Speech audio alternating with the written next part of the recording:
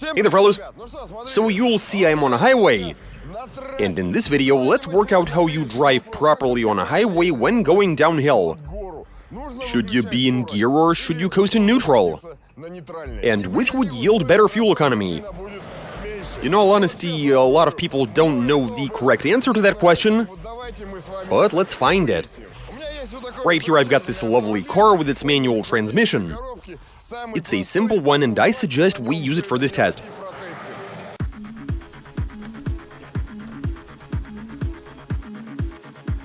So for this experiment, we've prepared a separate fuel system. We've connected some wires to an external fuel pump, as well as a supply hose. The return line is hooked up to the pressure regulator, where we've set the pressure. Also, we have a canister full of fuel. We've put in precisely 3 kilograms. That is the weight together with the canister. All done for the sake of convenience when it comes to measuring fuel consumption.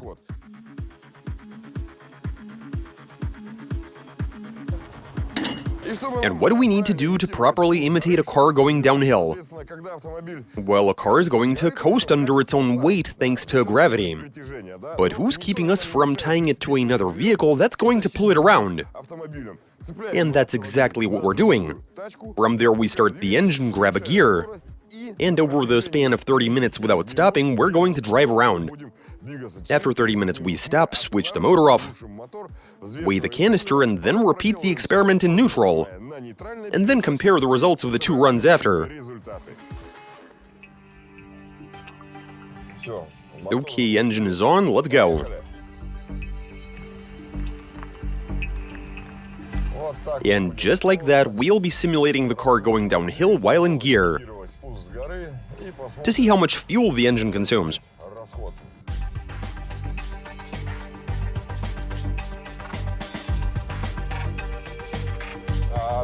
As for the car that's towing it,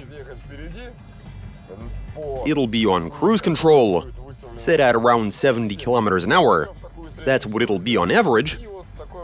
And yeah, we'll just cruise along the highway at a leisurely speed of 70 kilometers an hour, in so doing imitating downhill movement.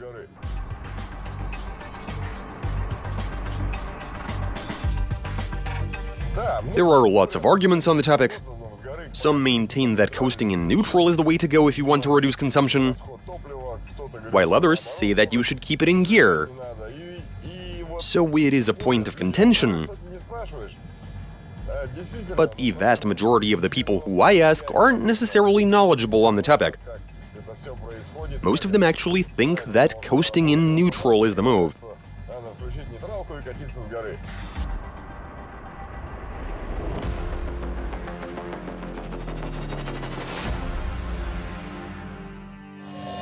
Check this out, guys.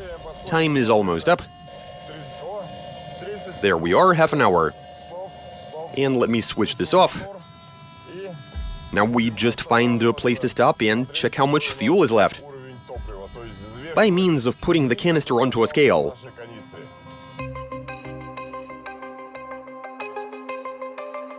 $2,750, well, $2,749. So half an hour later, we're down 245 grams of fuel. We don't yet have a point of reference, but the baseline is 2.75 kilos. Now we put it back into the car, start the engine. But now we are going to drive for half an hour with the gearbox in neutral. Let's go.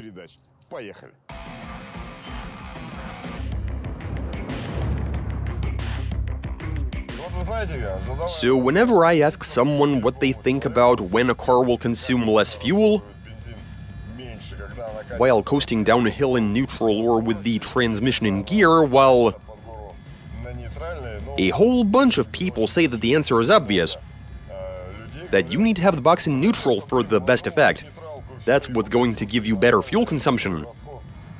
But in reality, I mean, if you really think about how this works, when a car is rolling downhill in gear, the fuel injectors are going to shut down to a degree. But the engine is going to continue to turn while not wasting all that much fuel. But while in neutral, the engine is going to be sitting at idle and consuming a bit of fuel in the process, in order to keep itself turning.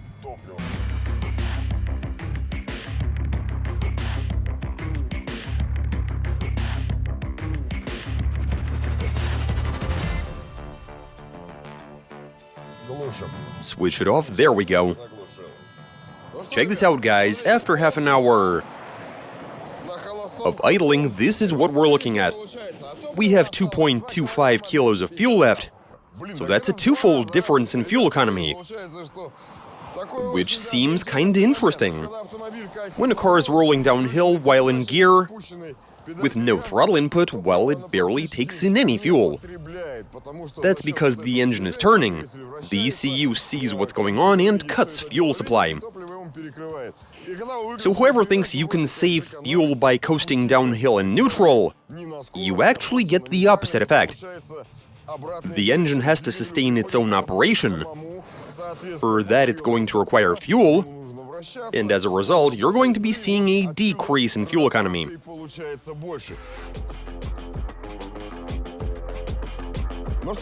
Okay, so now we know how this works in a car with a manual transmission, but we've decided to also try this out with a car that has an automatic transmission.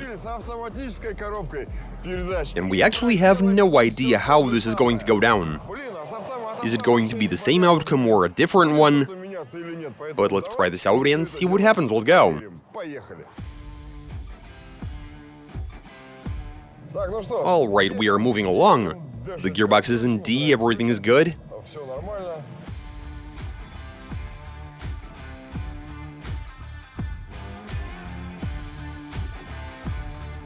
We decided to leave the fuel level as is, didn't add any more.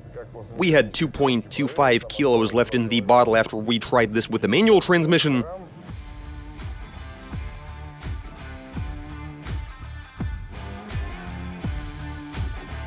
I'm actually seeing something rather interesting happen. Even though it's an automatic transmission, we are currently driving at 80 kilometers an hour. Transmission is in D, the engine is on, fuel pump is whirring away. But the tachometer is showing a bit over 2000 RPM. And that tells us that even an Autobox is transferring motion to the engine. Which is to say the wheels are making it turn.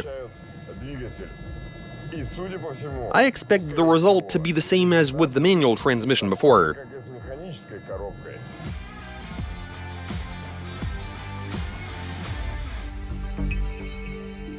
Okay, let's check and see. We are left with 1.89 kilos. It used to be 2.25, meaning that after half an hour we burned 360 grams of fuel. That was with the gearbox in D. But now we put the canister back in, start the engine and roll for half an hour with the engine running while in neutral.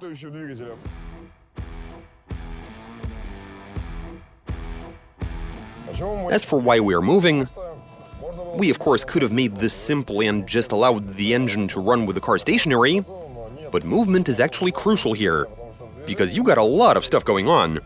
You might be turning the wheel, pressing the brake pedal. Also, the oncoming air is trying to remove some heat from the engine. There are a bunch of factors at play.